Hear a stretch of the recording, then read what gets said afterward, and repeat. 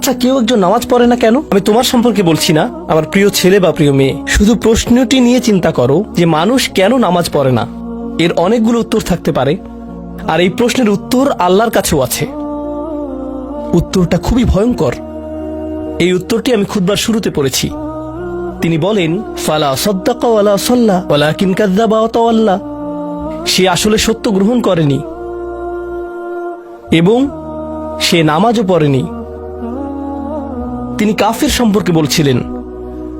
তিনি দুইটা জিনিস বলেছেন, এই লোকটি সত্য গ্রহণ করেনি এবং নামাজও পড়েনি। কথাটা ভাবনার উদ্রেক করে। যদি বলা হয় সে সত্য গ্রহণ করেনি, আমার আশা হলো তিনি বলবেন লা সাদ্দাকা ওয়ালা আমানা, কিন্তু তিনি বলছেন লা সাল্লা। এর মানে হলো আল্লাহর সত্য গ্রহণ করার ব্যাপারে তোমার অন্তরে কিছু একটা মিসিং আছে। না না না, বাচ্চাটা বলে আমি আল্লাহকে বিশ্বাস করি, আমি মুসলিম। হ্যাঁ, তুমি এখানে মুসলিম, তোমার মাথায়। কিন্তু এই সত্য তো শুধু তোমার মাথার জন্য না, এই সত্য তোমার অন্তরের জন্য। তুমি এখনো অনুভব করছো না যে ব্যাপারটা কেমন সিরিয়াস। তুমি এখনো উপলব্ধি করছো না যে এটা কি। মাঝে মাঝে কোনো বিষয় তুমি জানো হয়তো, কিন্তু এই নিয়ে চিন্তা করা থেকে পালিয়ে বেড়াও। এটা সত্য, তুমি জানো বিষয়টা কিন্তু চিন্তা করতে চাও না। আর তাই এটা যেহেতু মিসিং, ঠিক এই কারণে আমি সহজেই নামাজের কথা ভুলে যাই কখনো কখনো, এবং তুমিও ভুলে যাও কখনো কখনো। এমনটা ঘটে কারণ আমাদের অন্তর কিছুটা বিভ্রান্ত হয়ে পড়ে। দিনের এই সত্যতা, আল্লাহকে সেই সত্যটা, সেই অকাট্য সত্যটা আমাদের মস্তিষ্কের পেছনের কোনো একটা সেলফে গিয়ে পড়ে থাকে। আমরা অন্য কিছুতে ব্যস্ত হয়ে পড়ি এবং এই নিয়ে আর চিন্তা করি না। আল্লাহ এটাই বলেছেন। সুতরাং তোমার নামাজ পড়া আল্লাহর প্রয়োজন নেই।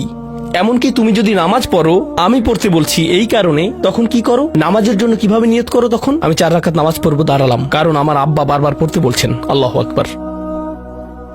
নবী সাল্লাল্লাহু আলাইহি সাল্লাম আমাদের বলেছেন, নিয়ত সঠিক না হলে কাজের কোনো মূল্য থাকে না। ইন্নামাল আমালু বিন্নিয়াহ, ইন্নামাল আমালু বিন্নিয়াত। এমনকি যদি তুমি কাজটা করেও থাকো কিন্তু তোমার নিয়ত ছিল আমি শুধু তোমাকে বিরক্ত করি, এটাই তোমার নিয়ত, তখন এই নামাজ আমার যেমন কোনো উপকার করবে না, ঠিক তেমনি তোমারও কোনো উপকার করবে না। তোমার সত্যিকারের আন্তরিক নামাজ থেকে একমাত্র যে উপকৃত হবে সে হলো তুমি নিজে। এখন এটাই সেই প্রশ্নের উত্তর যে কেন একজন মানুষ নামাজ পড়ে না। আরো 2টা কথা তোমার সম্পর্কে বলতে চাই। তার মাঝে একটা হলো নামাজ পড়ার উদ্দেশ্য কি, কোন কারণে পড়ব। কারণ তুমি হয়তো ভাবছো নামাজ পড়ার উদ্দেশ্য হলো তুমি যেন জাহান্নামে না জ্বলো। নামাজ পড়ার উদ্দেশ্য হলো তুমি যদি নামাজ না পড়ো আল্লাহ তোমাকে ঘৃণা করবেন। নামাজ পড়ার উদ্দেশ্য হলো তুমি যদি নামাজ না পড়ো তুমি শাস্তি পাবে, অথবা তুমি আর মুসলিমই থাকবে না, ফেরেশতারা তোমাকে অভিশাপ দিবে। সমস্ত নেতিবাচক বিষয়। আল্লাহ ওই সমস্ত উদ্দেশ্যের কথা উল্লেখ করেননি। নেতিবাচক কিছু থেকে মুক্তি পাওয়া নামাজের মূল উদ্দেশ্য নয়। নামাজের মূল উদ্দেশ্য হলো ইতিবাচক কিছুর দিকে ছুটে চলা, এটাই নামাজের উদ্দেশ্য। এমন 2 ছাত্রের মধ্যে পার্থক্য জানো? একজন লেখাপড়া করে যেন সে ফেল না করে, আর অন্যজন লেখাপড়া করে কারণ সে ওই সাবজেক্টটা পড়তে ভালোবাসে। একজন ছাত্র পড়ালেখা করছে পজিটিভ কিছুর জন্য, আর অন্যজন পড়ালেখা করছে কারণ সে এমন কিছু থেকে বাঁচতে চাচ্ছে যা নেগেটিভ। একজন কর্মচারী তার চাকরিটাকে দারুণ ভালোবাসে, আর অন্য একজন কর্মচারী শুধু চায় সে যেন চাকরিটা না হারায়। তারা একই চাকরি করছে, একেবারে অভিন্ন চাকরি, কিন্তু একজন চাকরিটা করতে পেরে কি যে খুশি, কত যে আনন্দ তার, আর অন্যজন খুবই হতাশ, সবসময় মনমরা ভাব। কেন? কারণ তাদের একজন এটা করছে ক্ষতিকর কিছু থেকে মুক্তি পাওয়ার জন্য, আর অপরজন এটা করছে উপকারী কিছুর দিকে ছুটে চলার জন্য। আল্লাহ কোরআনে যখন আমাকে নামাজ সম্পর্কে বলেছেন যে কেন আমাদের নামাজ পড়া দরকার, তিনি মুসা আলাইহিস সালামকে এই উত্তরটা বলে দিয়েছেন। যখন তিনি তার সাথে সাক্ষাৎ করেছিলেন তিনি বলেছেন, আকিমিস সলাতা লিযিকরি, আর আমাকে স্মরণ করার উদ্দেশ্যে নামাজ কায়েম করো। তোমার নামাজ ঠিক রাখো যেন তুমি তোমার রবকে স্মরণ করতে পারো। আমি তোমাকে ইতিমধ্যে বলেছি যে তোমার আমার সম্পর্কটা খুবই সীমিত, কিন্তু তোমার সাথে আল্লাহর সম্পর্কটা অনেক আগে থেকে শুরু হয়েছিল, আর তার সাথে তোমার এই সম্পর্কটা অনন্তকাল ধরে বলবৎ থাকবে। তাই সেই সম্পর্কটির কথা স্মরণে আনা আবশ্যক, কারণ ভালো যত কিছু তোমার কাছে আসে তা আসে ওই সম্পর্কটা থেকেই। সামান্য কিছু ভালো জিনিস তোমার বাবার কাছ থেকে আসে, কিছু কিছু ভালো জিনিস, কিন্তু সকল ভালো জিনিস যা তোমার কাছে আসে তা আসে একমাত্র ওই সম্পর্কটির কারণে, যদি তুমি চাও সকল উপকারী জিনিস তোমার জীবনে অবস্থান করুক, তখন তোমাকে অবশ্যই তার কথা স্মরণ করতে হবে, যার নিকট থেকে সকল কল্যাণের আগমন ঘটে, যার নিকট থেকে সকল নিয়ামতের আগমন ঘটে, সকল রিজিকের আগমন ঘটে, সকল হেদায়েতের আগমন ঘটে। আর তাই আল্লাহ বলছেন, সর্বোত্তম যে উপায়ে তুমি এটা করবে তা হলো নামাজের মাধ্যমে তুমি আমাকে স্মরণ করবে। এজন্যই তোমার নামাজ পড়া দরকার। আচ্ছা, পরিশেষে এজন্যই তোমার এটা করা উচিত। কিন্তু তুমি এটা করছো বলেই সঠিক নিয়ত সহকারে আল্লাহ বলছেন, কেবল এখানেই শেষ নয়, এর কিছু উপকারিতাও আছে। কিছু ভালো জিনিস তোমার পথে আসবে যখন তুমি সত্যি সত্যি আল্লাহকে স্মরণ করবে। যখন তুমি আল্লাহকে স্মরণ করবে যেভাবে তিনি চান সেভাবে, আর যে উপায়ে তিনি চান তা হলো এই নামাজগুলোর মাধ্যমে। তুমি যদি এটা করতে পারো, আল্লাহ বলছেন, ইন্না সলাতা তানহা আনিল ফাহশা ওয়াল মুনকার। এমনকি এই আয়াতেও ওয়ালা যিকরুল্লাহি আকবার, তিনি বলছেন নামাজের মধ্যে এই উপকারটি আছে যে এটা তোমাকে অশ্লীলতায় পড়ে যাওয়া থেকে রক্ষা করবে। কারণ অশ্লীলতা তোমার চারপাশে বিরাজমান, আর আমি প্রিয় পুত্র তোমাকে এটার সম্মুখীন হওয়া থেকে রক্ষা করতে পারবো না। অশ্লীলতা তোমার ফোনে, অশ্লীলতা তোমার স্কুলে, অশ্লীলতা তোমার বন্ধুদের মাঝে, অশ্লীলতা ঈদের অনুষ্ঠানে, যখন কোনো কর্নারে গিয়ে বন্ধুদের সাথে আড্ডা দাও, অশ্লীলতার উপস্থিতি তুমি সর্বত্র দেখতে পাবে। প্রতিবার যখনই তুমি অশ্লীলতার দিকে এগিয়ে যাবে, তোমার অন্তর ক্ষতিগ্রস্ত হয়ে পড়বে। আর আল্লাহ বলছেন, যদি তুমি এই নামাজগুলো আদায়ে যত্নবান হও, এগুলো তোমাকে অশ্লীলতার করাল গ্রাস থেকে রক্ষা করবে। একবার যদি তুমি অশ্লীলতায় ডুবে যাও, তখন তুমি হয়ে পড়বে যেমন তুমি যদি দূষিত বাতাসে নিঃশ্বাস নাও, প্রথম প্রথম তোমার কাশি আসবে, কিন্তু যদি এতে বেশিক্ষণ অবস্থান করো, একসময় এতে তুমি অভ্যস্ত হয়ে পড়বে। অশ্লীলতাও ঠিক এরকম, এতে আকণ্ঠ নিমজ্জিত থাকলে একসময় এটাকে আর বড় অপরাধ বলে মনে হবে না। নিজেকে এর থেকে রক্ষা করার কোনো গরজ অনুভব করবে না আর, কারণ তোমার প্রতিরোধ ব্যবস্থা দূষিত হয়ে গেছে। এরপর তুমি এমনকি আরো বিষাক্ত আচরণের জন্য প্রস্তুত হয়ে যাবে, এমনকি আরো জঘন্য বিষয় ওয়াল মুনকার, এমনকি আরো ঘৃণ্য কাজও তোমার দ্বারা সম্পন্ন হয়ে যেতে পারে। অধপতনের অতল গহ্বরে হারিয়ে যাওয়া থেকে এই নামাজগুলো তোমাকে রক্ষা করবে। এই জন্যই তোমার নামাজ পড়া দরকার। এই সমস্ত কারণেই তোমার নামাজ পড়া প্রয়োজন। আমি বলেছি এই জন্য না।